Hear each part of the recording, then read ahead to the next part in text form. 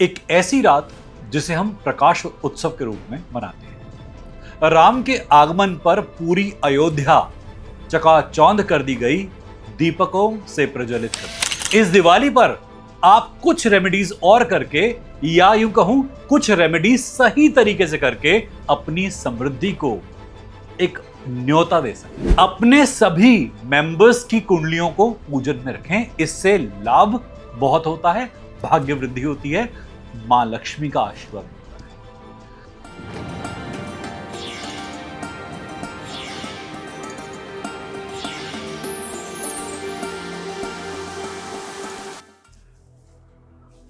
हर हर महादेव। दीपावली एक ऐसी रात जिसे हम प्रकाश उत्सव के रूप में मनाते हैं। राम के आगमन पर पूरी अयोध्या चकाचौंध कर दी गई, दीपकों से प्रज्वलित कर दी गई। इसे हम हर युग में, हर काल में नाना प्रकार से, भिन्न भिन्न प्रकार से किसी अच्छी ऊर्जा की बुरी ऊर्जा पर जीत के तौर पे मनाते रहे। इस दिवाली पर आप कुछ रेमेडीज और करके, या यूं कहूं कुछ रेमेडीज सही तरीके से करके अपनी समृद्धि को एक न्योता दे सकते हैं। अपनी लौशो ग्रिड बनाकर, अपने अंकों की माला बनाकर अपने पूजन में सम्मिलित करें। जो लोग न्यूमरोलॉजी जानते हैं, लौशो ग्रिड पता होगी उन्हें। नहीं जानते हैं, आप इंटरनेट पे सर्च कर सकते हैं लौशो ग्रिड कैसे बनाई जाती है। अपने डेट ऑफ बर्थ के अंकों को लौशो ग्रिड में भरकर पूजन में रखें। घर के मेंबर्स के भी लौशो ग्रिड को पूजन में रखें। जो लोग ज्योतिष जानते हैं, अपनी लग्न कुंडली को, ये आपका कर्म क्षेत्र, आपका भाग्य क्षेत्र दोनों निर्धारित करती है, इसे पूजन में रखें।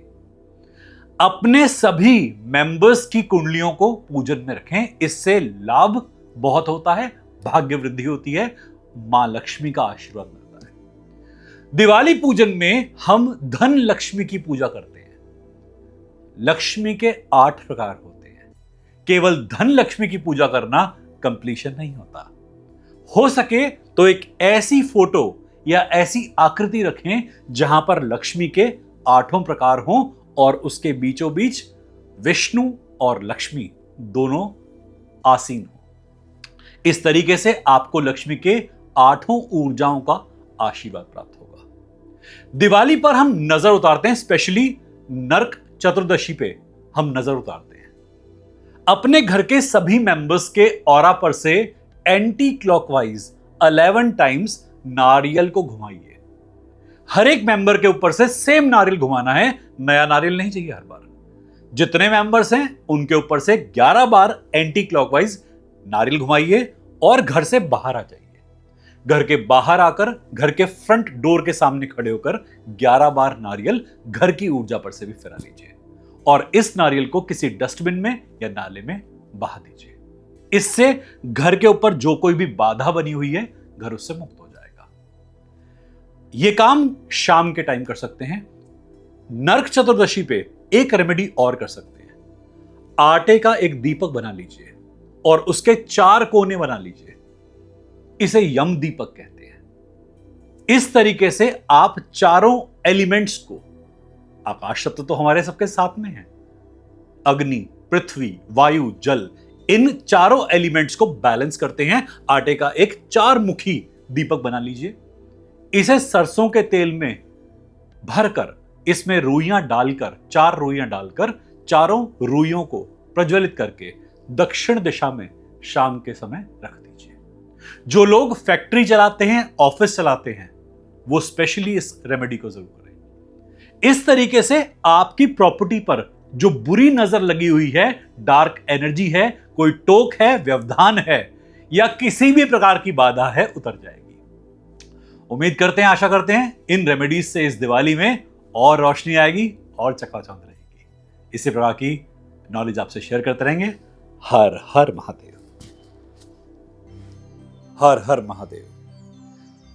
एस्ट्रोलॉजर्स पर लाखों रुपया खर्च करा, कुछ समाधान नहीं मिला। रेमेडीज बहुत करके देख ली, नाम चेंज करके देख लिया, कुछ नहीं मिला। अपने लिए बहुत सारे जुगाड़ करे, नग पहने, मालाएं पहनी, वेस्ट गया। कई बार डॉक्टर्स को पैसे दिए, बीमारियों पे खर्च करा, कुछ फायदा नहीं मिला। ऊर्जा वैसी की वैसी। क्या कोई समाधान है? हाँ, समाधान है।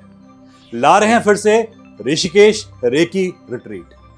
मैं डॉक्टर सिद्धार्थ भारद्वाज आप सभी का स्वागत करता हूं इस साल फिर एक हमारे आयोजन में, जहां पर आप अपने आप को, अपनी ऊर्जा को पहले से बढ़ा सकते हैं संकल्प शक्ति के साथ में। अपने आप को एक बेहतर इंसान, बेहतर हीलर में तब्दील कर सकते हैं, खुद के डॉक्टर बन सकते हैं।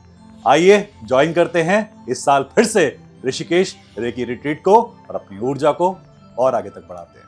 हर हर महादेव।